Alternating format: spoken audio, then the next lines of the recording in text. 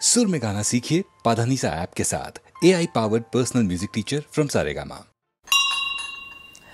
एक बार एक बच्चे ने अपनी मम्मी को पूछा कि मम्मा आप सुबह सुबह घर में मंदिर में इतनी घंटी जोर से क्यों बजाते हो? नॉइस पोल्यूशन हो जाता है उससे, पता है?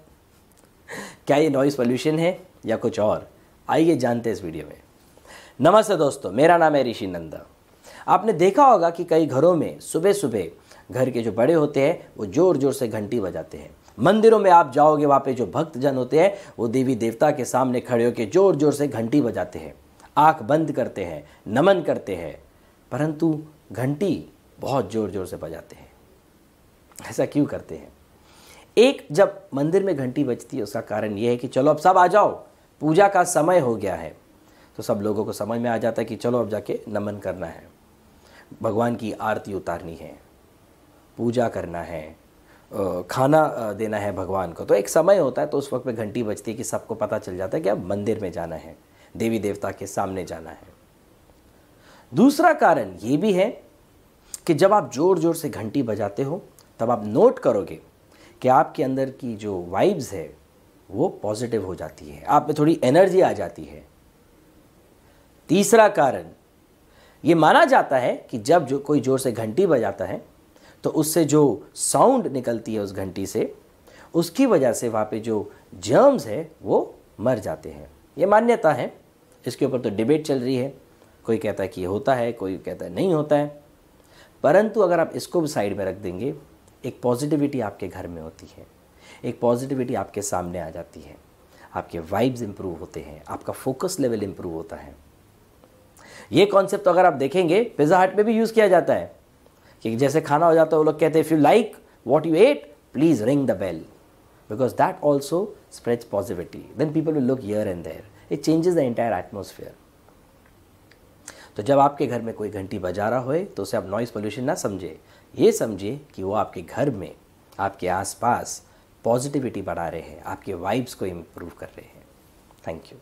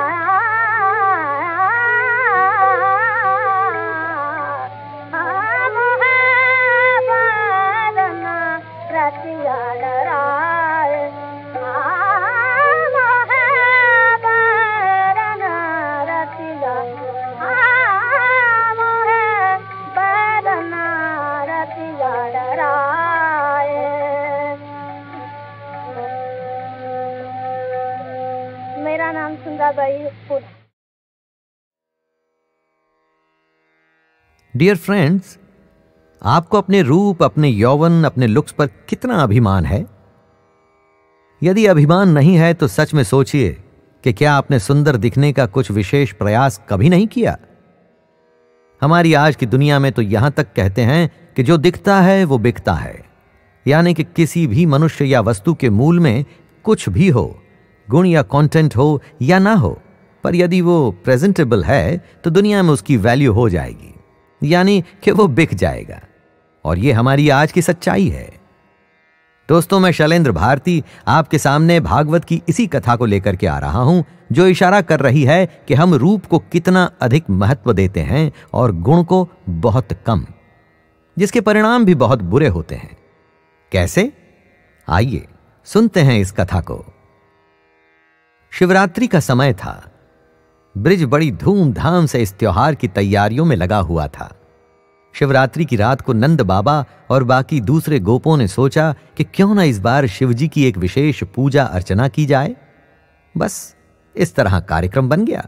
जैसे आजकल आप लोग अपनी कार और बाइक्स निकाल लेते हैं, तब बैलगाड़ियां होती थीं, तो वो सब ने निकाल ली और सब उस पर सवार होकर पास ही में अंबिका वन की ओर चल पड़े। अंबिका वन की ओर चलते हुए जब सरस्वती नदी आई तो सब ने उसमें स्नान किया। स्नान करके पवित्र होने के बाद भगवान भोलेनाथ और माता भवानी की अर्चना की। पूजा बिना दान के कैसे पूरी हो सकती है? इसलिए गौओं का, सोने और वस्त्र इत्यादि का दान किया गया। उसके बाद निर्धनों को भोजन कराया गया। सबने महाशिवरात्रि का व्रत रखा था, इसलिए रात्रि जागरण यानी कि रात भर जाग कर भोलेनाथ को याद करना था। इतनी बड़ी भीड़ में बहुत सारे बच्चे भी थे, और बच्चों में जब तक उत्साह रहता है तब तक वो पूजा पाठ करते हैं, फिर थक कर सो जाते हैं। रात भर तो बच्चे क्या जागते। वहीं सरस्वती नदी के तट पर वो सब थक कर सो गए। इसी अंबिका वन में एक बहुत बड़ा अजगर रहता था। उसी के डर के कारण लोगों का अंबिका वन में आना बहुत कम हो गया था, और आज तो शिवरात्रि के पर्व पर बहुत बड़ी तादाद में भीड़ आई थी। अब संयोग या दैव योग कहिए कि कुछ ऐसा हुआ कि उसी समय वो अजगर भी वहां पर आ पहुंचा। बड़ी सारी भीड़ देखकर उसकी प्रसन्नता बढ़ गई। उसे लगा बहुत सारा भोजन दिख गया है। वैसे तो सबसे पहले सबसे आसान शिकार को पकड़ा जाता है, पर उस खतरनाक अजगर ने ऐसा नहीं किया। अजगर ने सबसे पहले नंद बाबा को पकड़ लिया और उनको निगलने लगा। नंद बाबा की चीख पुकार सुनकर सब लोग उनकी ओर दौड़े।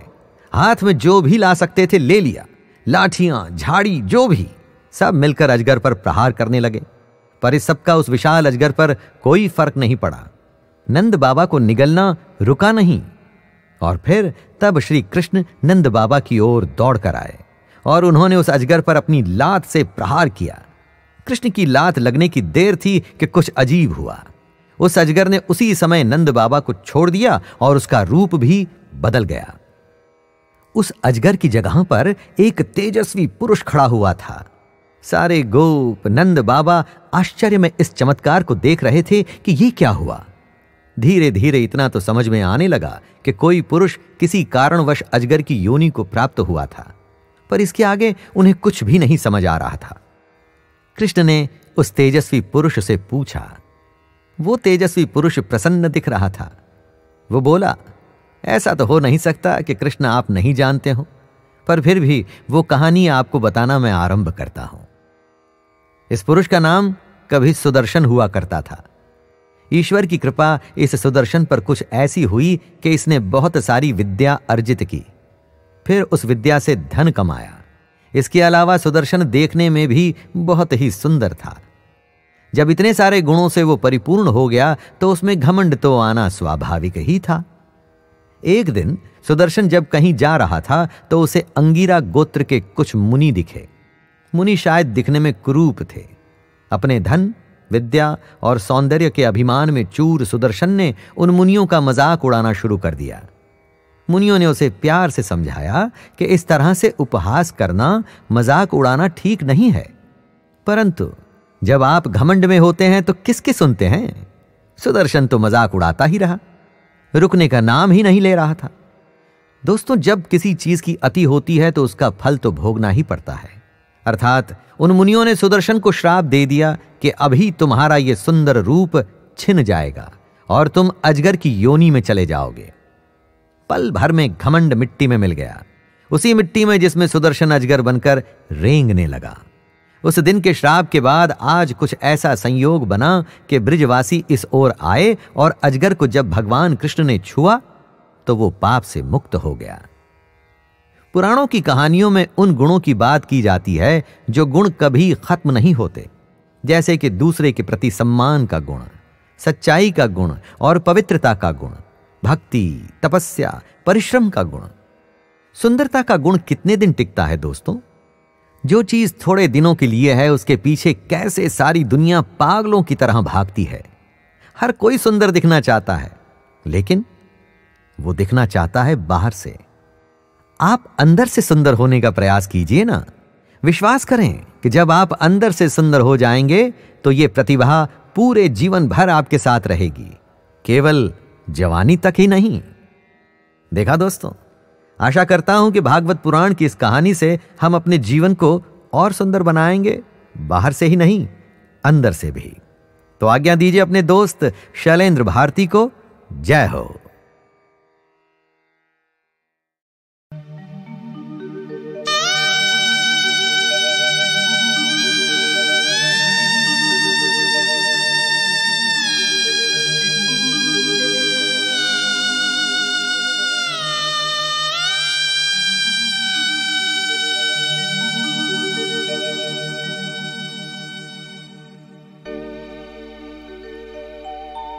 जीवन पथ पर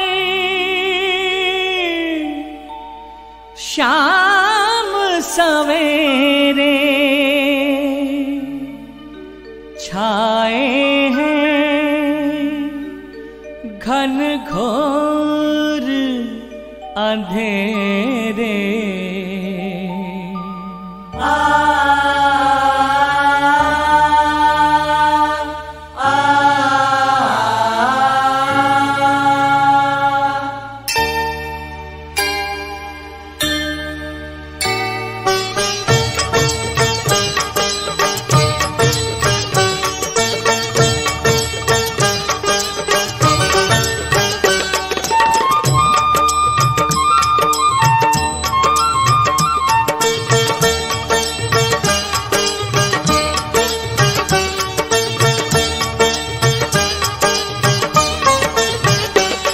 ओ शंकर मेरे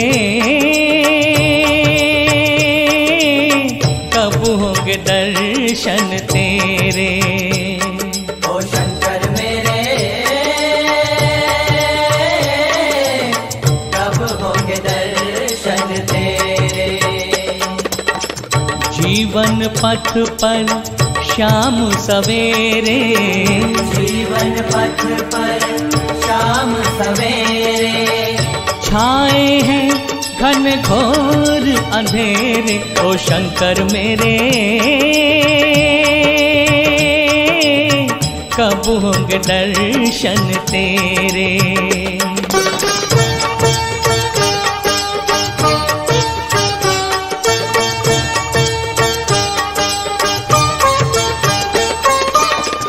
मैं मूर्ख तू अंतर्यामी, मैं मूर्ख तू अंतर्यामी, मैं सेवक तू मेरा स्वामी।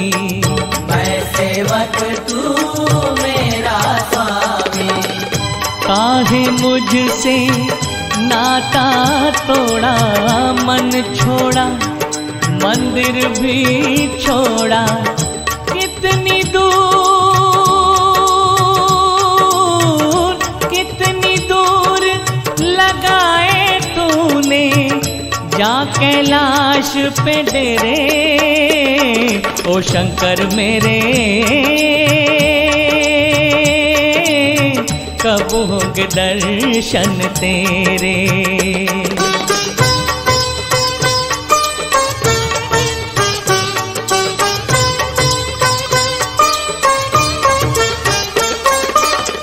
तेरे द्वार पे जो जोत जगाते तेरे द्वार पे, जोत जगाते युग बीते तेरे गुण गाते, युग बीते तेरे गुण गाते। ना मांगू मैं हीरे मोती, मांगू बस थोड़ी सी ज्योति, खाली हाथ न जाऊंगा मैं।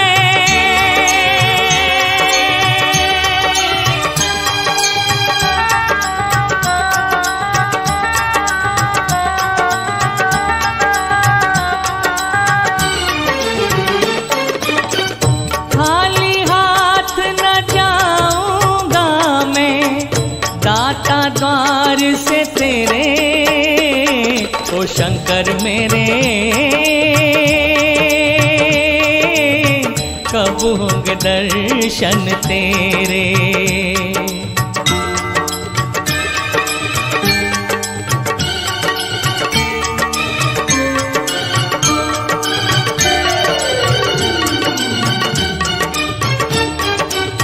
कब होंगे दर्शन तेरे, कब होंगे दर्शन तेरे, कब होंगे दर्शन तेरे, कब होंगे दर्शन तेरे, कब होंगे दर्शन तेरे।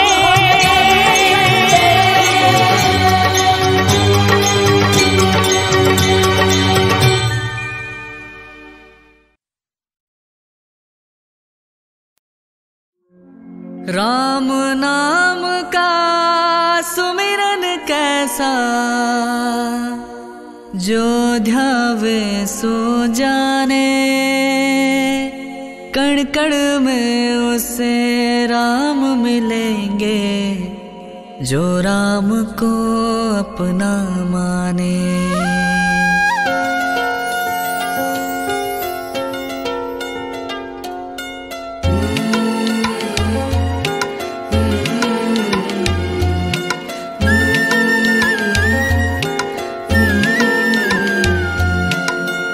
मंगल भवन अमंगल हारी,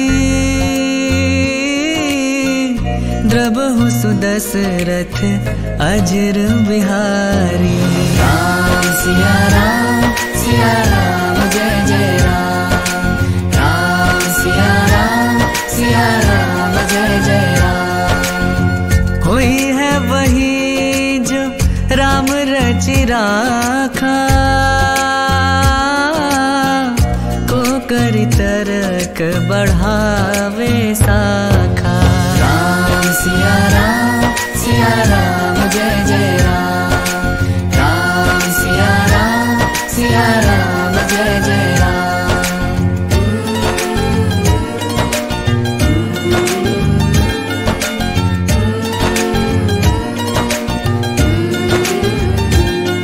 हो जेहि के जेहि पर सत्य स्नेहु, सोते ही मिले न कछु संदेहु। राम सिया राम जय जय राम, राम सिया राम जय जय राम। धीरज धर्म मित्र अरु नारी, आपद काल पर रखिए चारी। राम सिया राम जय जय राम, राम सिया राम जय जय राम।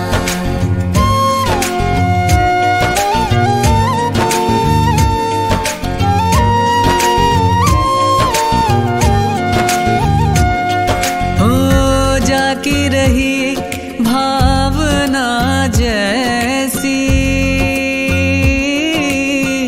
प्रभु मूर्ति देखी तिन तैसी।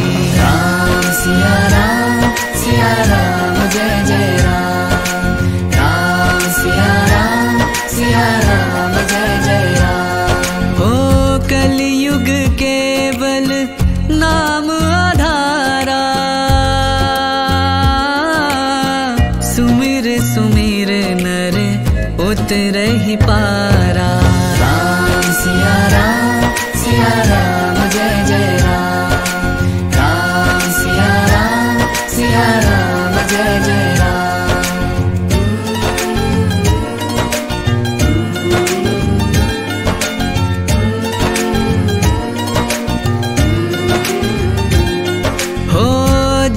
पर कृपा राम की होई, ता पर कृपा करे सब कोई। राम सिया राम जय जय राम, राम सिया राम जय जय राम। हो रघुकुल रीत सदा चली आई, प्राण जाए पर वचन न जाए। राम सिया राम जय जय राम, राम सिया राम जय जय राम।